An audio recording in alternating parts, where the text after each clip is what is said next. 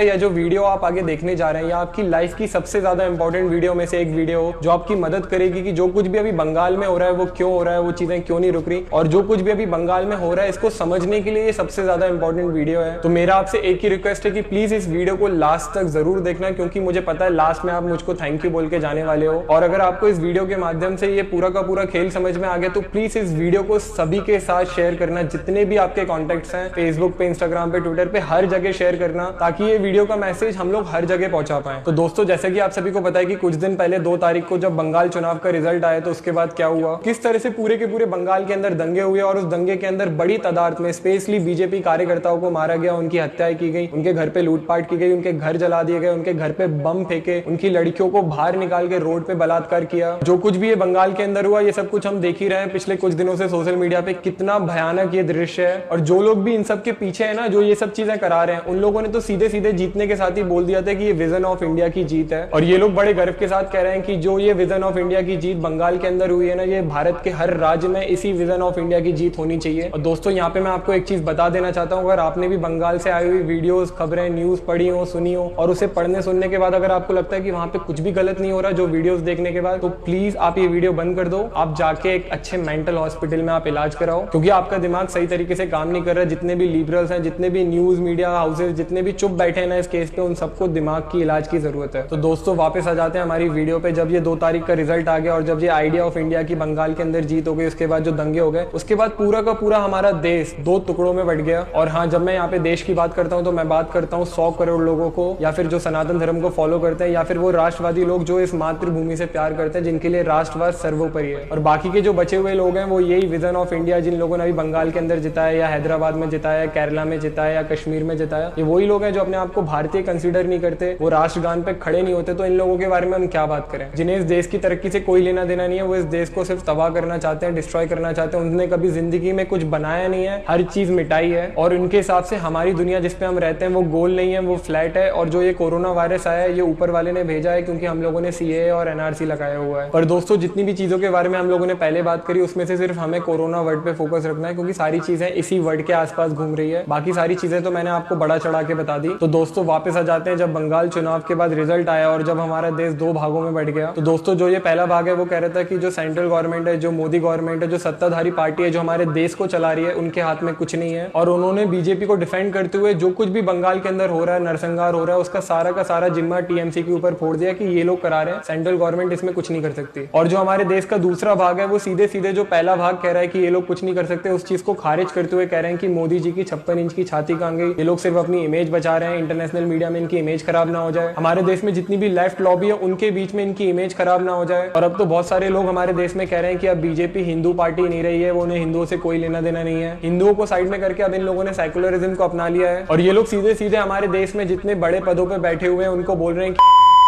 चूड़ियां पहन लो, आपसे कुछ नहीं हो सकता। सॉरी, पर जो वर्ड है ये आज बहुत सारे लोग बोल रहे हैं, और भी शब्दों का ये लोग इस्तेमाल कर रहे हैं जो मैं इस वीडियो के अंदर नहीं बोल सकता। और दोस्तों, मुझे नहीं पता जो लोग ये वीडियो देख रहे हैं आप लोग कौन से भाग के हो, पहले वाले भाग जो डिफेंड कर रहे हैं बीजेपी को कि उनके हाथ में कुछ नहीं है, या फिर दूसरे वाले भाग जो अटैक कर रहे हैं कि इनके हाथ में सब कुछ है पर ये लोग कुछ कर नहीं रहे। और दोस्तों, इसी के साथ हम लोग आ जाते हैं इस वीडियो के सबसे इंपॉर्टेंट पार्ट में, जिसमें हम लोग डिस्कस करेंगे कि सच्चाई क्या है। और दोस्तों, इससे पहले मैं आपको एक बहुत जरूरी बात बता देना चाहता हूँ, जो कुछ भी मैं आगे बोलूंगा ये मेरा खुद का पर्सनल ओपिनियन है। ये हमारे संगठन जो जय श्री राम सेना संगठन जिस प्लेटफॉर्म पे खड़े होकर मैं आपको बात कर रहा हूँ, इसका उससे कोई लेना देना नहीं है। जरूरी नहीं है जो कुछ मैं आपको बताऊं ये संगठन का हमारा ऑफिशियल स्टेटमेंट हो। तो प्लीज मैं अपना लोगो भी हटाना चाहता हूं यहाँ से, और जो कुछ भी हम बात करेंगे वो मेरा खुद का ओपिनियन है। और दोस्तों, सच्चाई तो ये है कि चाहे आप पहले तबके को सपोर्ट करते हो या दूसरे तबके को, आप दोनों ही गलत है। सच्चाई तो ये है कि हम सभी का बहुत बुरी तरीके से काटा जा रहा है। और दोस्तों, जो लोग भी ये कह रहे हैं कि ये लोग कुछ नहीं कर सकते, ये लोग सेंट्रल में बैठे हुए, स्टेट में गवर्नमेंट किसी और की है, मैं आपको बता दूं करने को तो ये लोग सब कुछ कर सकते हैं, पर ये कर नहीं रहे। अगर ये लोग नहीं कर सकते ना, तो मत आया करें हमारे घर पे हर 6 महीने में वोट मांगने। अगर आप हमारी रक्षा नहीं कर सकते तो आपको वोट पाने का भी कोई भी हक नहीं है। एक ही तो राइट विंग हिंदू पार्टी हमारे देश में, उसको भी ये लोग वोट मांगते हैं। हमारी रक्षा अगर आप नहीं कर पाए तो आपको फिर मत आप वोट मांगने मत आया करो, आप घर पे बैठ जाओ, चूड़ियां पहन लो। और या फिर अगर आप वो लोग दूसरे तबके वाले हो जो लोग कह रहे हैं कि आजकल इन लोगों को माइनॉरिटी से प्यार है, नहीं हिंदू से कोई भी प्यार नहीं है, इन लोगों को इमेज बचानी है अपनी, इन लोगों की इंटरनेशनल मीडिया पे इमेज खराब नहीं हो जाए, तो आप भी बिल्कुल गलत हो। ना ही इन्हें इंटरनेशनल मीडिया पे कोई इनकी इमेज खराब हो जाए उन्हें इससे डर है, ना ही ये लोग रातों रात सेकुलर हो गए और इन लोगों को इस देश के माइनॉरिटी माइनॉरिटी से प्यार है, ना ही इन लोगों को जो इस लेफ्ट गवर्नमेंट है हमारे देश की उनके सामने इनकी इमेज खराब ना हो जाए, उससे इन लोगों को मतलब है। और दोस्तों सच्चाई ये कि जैसा कि आप सभी को पता है कि हमारे देश में अभी कोरोना का कहर चल रहा है और इस देश का बहुत बड़ा तबका इस कोरोना के पीछे अगर सीधे सीधे कहें तो जो नरेंद्र मोदी जी हमारे देश के प्रधानमंत्री उनको जिम्मेदार ठहरा रहे हैं। उन सभी का एक चीज कहना है कि पूरा का पूरा 1 साल मिला था गवर्नमेंट को तैयारी करने के लिए, पर इन लोगों ने कुछ भी नहीं किया। और बहुत बड़े तबके का देश में ये भी कहना है कि जो अभी हाल ही में जो चुनाव निपटे हैं हमारे इतने सारे राज्यों में, चाहती तो गवर्नमेंट 6 महीने उस चीज को डिले कर सकती थी। संविधान में लिखा हुआ है कि आप चाहते तो आप अपने जो भी इलेक्शन चल रहे हैं आप उसको पोस्टपोन करा सकते हैं 6 महीने के लिए। पर बीजेपी पिछले 2 सालों से जो बंगाल के अंदर और बाकी राज्यों में मेहनत कर रही थी वो ये नहीं चाहती थी कि ये मेहनत के ऊपर पानी फिर जाए। उनका एक बहुत बड़ा मिसकैलकुलेशन हुआ। हो सकता था कि अगर वो 6 महीने के लिए चुनाव को टाल देते तो हो सकता था आगे 6 महीने बाद बीजेपी सरकार बना लेती और जो कुछ भी बंगाल में इतने सारे लोगों की जान गई वो नहीं जाती और ना ही हमारे देश में जो अभी इतना कोरोना इतना ज्यादा फैल रहा है वो फैलता। क्योंकि अगर वो चुनाव रोक देते तो वो उनका भी चुनाव प्रचार रुकता और सारे लोगों का भी चुनाव प्रचार रुकता। और दोस्तों जब चुनाव नहीं रुका तो उसके बाद जब देश में कोरोना को संभालना था, पूरा का पूरा मंत्रिमंडल वहां पे चुनावों में प्रचार कर रहा था। इसलिए हमारे देश में बहुत बड़ा नंबर इन लोगों से नाराज था, जो इन लोगों को भी पता था। जब हम लोगों को दिख रहा था तो इन लोगों को तो पता नहीं बहुत दूर से दिख रहा था। और वो चीज हम लोगों ने जो अभी यूपी के अंदर पंचायत चुनाव हुए उसमें भी देख लिया। इन लोगों को बहुत पहले से पता था और इन्हें ये भी पता था कि ये लोग बंगाल भी हार चुके हैं, देश में कोरोना से भी हार चुके हैं। पर हर बार हमारे यहाँ का जो विपक्ष है वो ऐसे काम कर देता है जिससे आखिरी में चीजें चेंज हो जाती है। अब जो 2 तारीख को हुआ वहां पे इन लोगों ने इंडिया ऑफ विजन दिखाया। इन लोगों की हरकत है लोगों को मारना। वो लोग तो पहले भी चुनाव से पहले मार रहे थे। इतने सालों से बंगाल में हत्याएं हो रही थी, ये लोग तो पहले से ये सारी चीजें करते थे। और दोस्तों यहीं पे एंट्री होती है बीजेपी की सबसे बड़े ब्रह्मास्त्र की, जो ये लोग हर बार यूज करते हैं। या किस्मत से ऐसा हो जाता है जिसकी वजह से इन लोगों को बहुत मदद हो जाती है। हुआ क्या, जब 2 तारीख को रिजल्ट आया, जब लोगों की हत्याएं हुई वहां पे बीजेपी कार्यकर्ता इनके खुद के पार्टी की हत्याएं हुई, उसको इन लोगों ने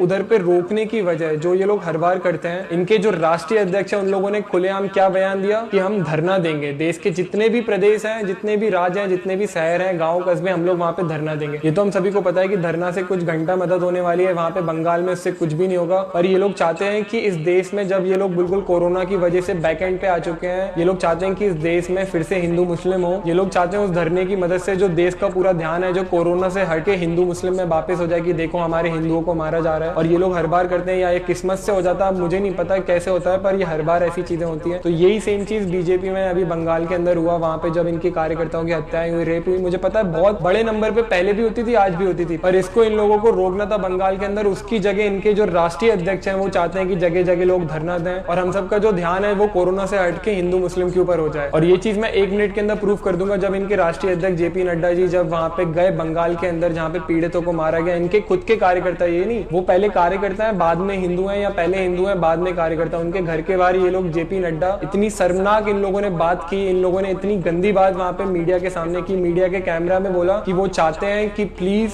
जितने देश के मीडिया हाउसेस हैं वो इस खबर को चलाएं कि हमारे बंगाल में कार्यकर्ता मारे गए हैं, ये हुआ है, हमारे ऊपर बहुत जुल्म हो रहा है, ये सारी चीजें। उसको रोकने की वजह ये लोगों ने ये वहां पे ये मीडिया के सामने वो लोग चाहते हैं, बोल रहे हैं कैमरे के अंदर वहां पे परिवार रो रहा है, लेकिन ये चाह रहे हैं सामने जाके बोले कि ताकि पब्लिक का ध्यान कोरोना से हटके इस चीज पे हो जाए। और दोस्तों मुझे लगता है कि अब आप सभी को समझ में आ गया होगा कि बंगाल के अंदर जो कुछ भी हो रहा है क्यों हो रहा है। मुझे नहीं पता आप में से कितने लोग मेरे ओपिनियन से सहमत होते हैं, पर यही एक सच्चाई है, आप मानो या नहीं मानो। तो दोस्तों अब आ जाते हैं ऑफिशियली स्टेटमेंट में। मैं ये सारी चीजें ऑन रिकॉर्ड कहना चाहता हूँ आप सबकी तरफ से भी। मुझे पता है कि आप सभी अभी क्या सोच रहे हैं, आपके दिल में क्या है, वही जो आपके दिल में है वो हमारे दिल में, सभी के दिल में है। मैं आपकी तरफ से हमारे देश के जो प्रधानमंत्री मोदी जी हैं उनको मैं ये मैसेज देना चाहता हूँ आप सभी की तरफ से ऑन रिकॉर्ड। तो मोदी जी राम राम, जय श्री राम। अगर कभी भी आपके पास ये वीडियो पहुंचती है तो मैं आपको ये मैसेज जो करोड़ों लोगों के तरफ से मैं आपको देना चाहता हूँ कि हम सभी का आपसे कोई भी पर्सनल नहीं है, हम पर्सनली हेट नहीं करते आपको या बीजेपी को। जनता आज भी आपसे सबसे ज्यादा प्यार करती है, आप सबके सबसे ज्यादा फेवरेट पीएम हमेशा रहने वाले हो। कि जब भी इस देश में हिंदू सनातनी पीड़ितों के ऊपर बात की जाए या वो खबर आपको किसी भी स्टेट से मिले, चाहे वो जिस उस स्टेट में आप लोग पावरफुल हो, आप पावर में हो, या फिर वो कोई दूसरा राज्य हो, उस राज्य के भी मैं मुख्यमंत्री को बोलना चाहता हूँ, या जो भी इस देश में जो भी पावरफुल बंदा है इस कुर्सी पे बैठा हुआ है, जब भी एक हिंदू पीड़ित का केस सामने आता है तो सब लोग आंखें फेर लेते हैं, वो लोग उसको सीरियसली नहीं लेते। और इससे क्या हुआ कि हमारा पूरा समाज है, सनातन समाज, जो हजारों सालों से पीड़ित होते हुए आ रहा है, वो वैसे ही हमारा कॉन्फिडेंस सबसे ज्यादा कम है। अगर आप लोग ही एक चीज करोगे, अगर कब तक इस देश में हिंदू की लाशों के ऊपर राजनीति होती रहेगी, पावर चलता रहेगा, क्या इस देश में हिंदुओं की जिंदगी की कोई कीमत है या नहीं है? मैं बस यही कहना चाहता हूँ, हम सभी को पता है कि आप एक बहुत प्राउड सनातन हिंदू हो, आप दिल से सनातन धर्म आपको बहुत अच्छे से पता है, आप कितनी बार अपनी डिबेट्स में बता चुके हो, धर्म आपका एक फेवरेट विषय है बात करने के लिए, आपको हमारे धर्म की एक अच्छी नॉलेज है, आपको हमारे इतिहास की एक अच्छी नॉलेज है, आप सबको, आपको पता है कि क्या चीजों के बाद हम लोगों को आजादी मिली है और हमें पता है कि आप बहुत पावरफुल हो। ये चीज हमने गोधरा के अंदर देखी, कश्मीर के लाल चौक पे हमारे भारत का तिरंगा लहराते हुए हम लोगों ने देखा आपको। राम मंदिर कितनी मेहनत से बनवाया, 370 हटाते हुए देखा। जब इंदिरा गांधी भी ने भी मना कर दिया था कि जब इंदिरा गांधी जैसी पावरफुल प्रधानमंत्री, उन्होंने खत लिख के बोला था कि 370 हम नहीं हटा सकते, आपने 370 हटा के दिखाया, ना कि हटाया वहां पे उस चीज को कंट्रोल किया। हमने आपको सीए, एनआरसी, 3 तलाक, नोटबंदी जैसे कठिन फैसले लेते हुए देखा, कठिन बिल पास करते हुए देखा। हमने आपको कोरोना की फर्स्ट वेव को कंट्रोल करते हुए भी देखा, जब पूरी दुनिया कह रही थी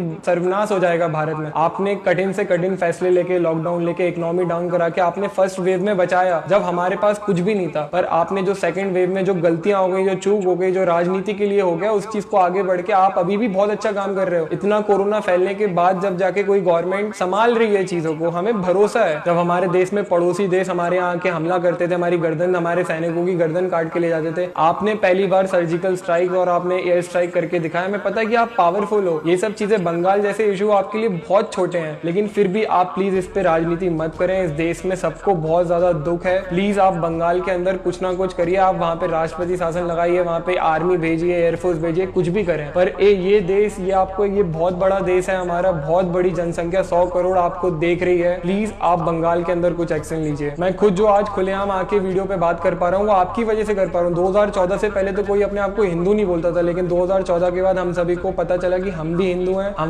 हमारा भी ये देश पे हक है, हम लोगों सेकंड क्लास के सिटीजन नहीं है। तो प्लीज मैं आपको एक चीज बता देना चाहता हूँ कि आपकी जो भी पार्टी है वो ये ना सोचे, मैं ये भी बोल सकता हूँ कि दोनों बातें सही है, बीजेपी की वजह से हिंदू है और हिंदू की वजह से बीजेपी हो, या कोई भी पार्टी। अभी तो हमारे देश में एक ही राष्ट्रवादी जो पार्टी है वो आप ही हो। इतने कड़े कड़े फैसले आपने लिए और कोई नहीं है, हम लोगों के पास कोई ऑप्शन भी नहीं है। हम लोगों की हालत तो बिल्कुल वैसी हो चुकी है, उस धोबी के कुत्ते जैसी, ना घर के ना घाट के। तो प्लीज मेरा आप मोदी जी से रिक्वेस्ट है कि प्लीज आप बंगाल के ऊपर कोई ना कोई एक एक्शन लीजिए, ताकि हम लोगों के अंदर वापस से कॉन्फिडेंस आए। और दोस्तों, जाते जाते, जैसा कि मैं हर वीडियो में बात करता हूँ कि हम लोग लास्ट जनरेशन है, जो हमारी यूथ है वो लास्ट जनरेशन है। आप और हम ही बचे हुए हैं इस धर्म को बचाने के लिए, और कोई भी इसके बाद आगे जाके कोई भी जनरेशन नहीं आएगी जो हमारे धर्म को और समाज को बचाएगी। तो प्लीज मेरा आपसे रिक्वेस्ट है, आप कोई भी एक राष्ट्रवादी संगठन, आरएसएस, विश्व हिंदू परिषद, बजरंग दल, या फिर आप हमारे साथ जय श्री राम सेना संगठन के साथ जुड़े हैं। हम लोग साथ में मिलकर हिंदू धर्म के लिए काम करेंगे, सोशल मीडिया पे भी करेंगे और ग्राउंड नेटवर्क पे भी करेंगे। तो प्लीज आप इंस्टाग्राम पे जय श्री राम सेना सर्च करें, बायो